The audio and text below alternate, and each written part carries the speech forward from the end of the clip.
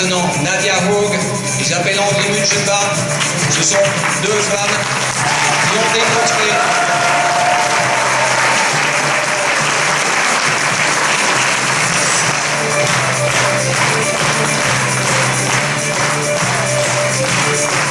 Merci à tous d'être venus si nombreux ce soir, c'est toujours un plaisir, vraiment un très très grand plaisir de vous revoir. Unserland, c'est pas seulement un parti régionaliste, autonomiste. Unserland, c'est un projet aussi de démocratie, c'est un parti qui remet en cause le système politique établi. Quand on regarde la France aujourd'hui, on sait qu'elle est au bord de la faillite économique. La France, elle est classée 23e sur l'échelle Marshall de la démocratie. On nous parle de fracture sociale avec 10% de pauvres. On oublie de nous parler de la fracture politique avec 50% d'abstentionnistes.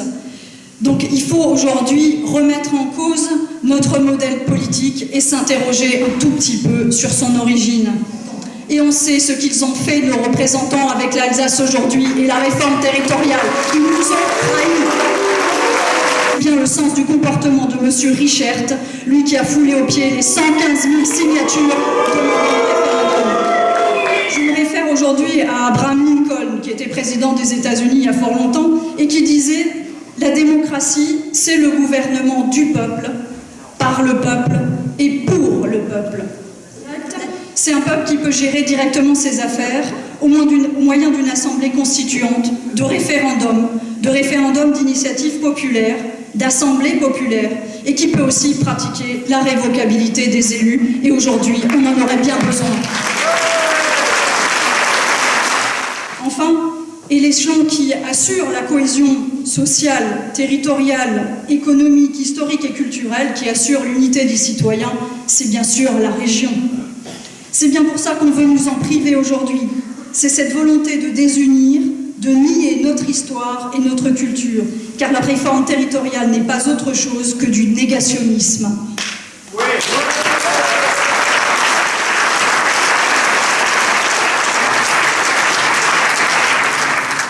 Le peuple s'incarne dans sa région et vouloir faire disparaître l'Alsace, c'est vouloir faire disparaître le peuple alsacien.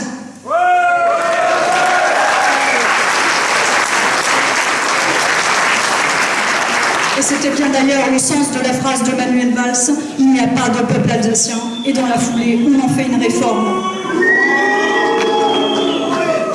Moi ça m'énerve quand on me dit ça. Honnêtement, ça m'énerve. Il faut quand même mettre fin à cette perspective politique infantilisante où l'État, père tout-puissant, dicte à ses enfants, les régions, les citoyens, des lois qui sont de toute façon inadaptées, inefficaces, qui sont imposées sans concertation. Il distribue nos impôts de façon complètement opaque, injuste, sous forme de dotation globale de fonctionnement en collectivité, comme on distribue de l'argent de poche à des collégiens. Nous revendiquons des collectivités autonomes et responsables de leurs ressources financières, énergétiques, économiques et humaines. L'autonomie des collectivités, c'est tout simplement l'aboutissement de l'autonomie du citoyen.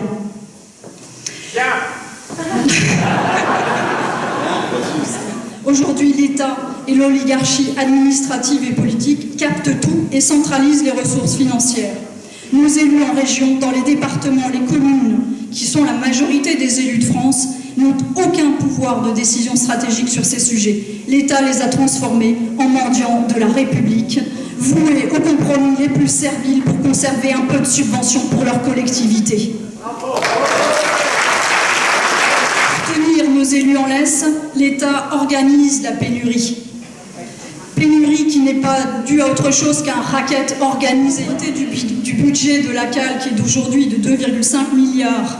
Un budget qui est complètement ridicule et qui en fait est totalement à la hauteur des compétences qui sont allouées aux régions. Avec ça, on a le droit de jouer les concierges de lycée, mais c'est tout. On ne fait pas plus. On peut payer la couleur des trains quand même qu'avant le monopole de la GDF de 46, l'autonomie était totale pour l'industrie alsacienne. Toutes les industries dans les vallées, qu'elles étaient papetières ou textiles, étaient totalement autonomes en termes de production d'électricité. Ça leur coûtait pas grand-chose d'installer une turbine sur les rivières de nos vallées. Aujourd'hui, ils sont obligés d'acheter à EDF. EDF, aujourd'hui, juste comme ça pour vous dire, l'énergie, une des énergies les plus coûteuses, après le bois, après le pétrole, après le gaz, etc., c'est quasiment 4 à 5 fois plus coûteux que n'importe quelle autre énergie. Non seulement c'est coûteux, mais ça crée des déchets qu'on ne peut même plus traiter. Aujourd'hui, tous les déchets de la centrale de Fessenheim, on est obligé de construire des tombeaux avec des murs de 3 mètres d'épaisseur parce qu'on ne sait pas quoi faire avec. L'autonomie énergétique, j'y reviens. Vous voyez qu'aujourd'hui, Fessenheim doit vendre à perte parce que tout simplement, les prix du marché sont inférieurs au prix de production de Fessenheim. Donc quand on nous enfume à longueur de temps en nous disant que l'énergie nucléaire, c'est pas cher, c'est totalement faux. Aujourd'hui, Fessenheim ne sait même plus quoi faire de son électricité. Heureusement qu'elle est arrêtée les 3/4 du temps. C'est pensé en termes d'autonomie, ce sont des petites unités de production. Chaque usine, chaque quartier, chaque ville doit pouvoir être autonome dans sa production électrique. C'est beaucoup moins cher et plus facile à maintenir que des centrales nucléaires. On n'a pas de panne générale, on n'a pas des coûts monstrueux et ça ne met pas en danger pour des millionnaires une région entière et sa population. On a besoin aussi d'une autonomie éducative. Chaque région a des besoins et des atouts particuliers. Ce que nous voulons évidemment dans l'éducation, c'est pas seulement amener 80% des jeunes au bac. Ce qu'on veut, c'est 100% de nos enfants heureux dans leur travail. Et c'est pour ça qu'il faut favoriser l'alternance et l'apprentissage bilingue dans une région comme l'Alsace qui est tournée vers l'Europe centrale. La responsabilité, la confiance en la capacité à être acteur de sa vie dans la société est un moteur du bien vivre ensemble et du bonheur tout simplement. Comme disait M. Valigny, rappelez-vous, quand Unserland l'a rencontré il y a quelques jours, quelques semaines, Unserland lui a demandé « mais nous on veut un référendum ». Vous savez ce que M. Valigny a répondu, le secrétaire d'État aux collectivités? Il dit « mais écoutez, le peuple n'est pas encore assez mature pour ça ». Vous, Alsacienne unie, gravez dans ma mémoire toujours cette image des femmes sous la neige, avec le Rotunvis dans le vent froid de l'hiver. Ça, j'oublierai pas, je pense que personne en Alsace pourra jamais oublier ce que vous avez fait. Unserland aujourd'hui, tous ensemble, c'est le seul espoir, le seul projet politique et la seule alternative aujourd'hui pour rendre au peuple ce qui appartient au peuple, autonomie et souveraineté.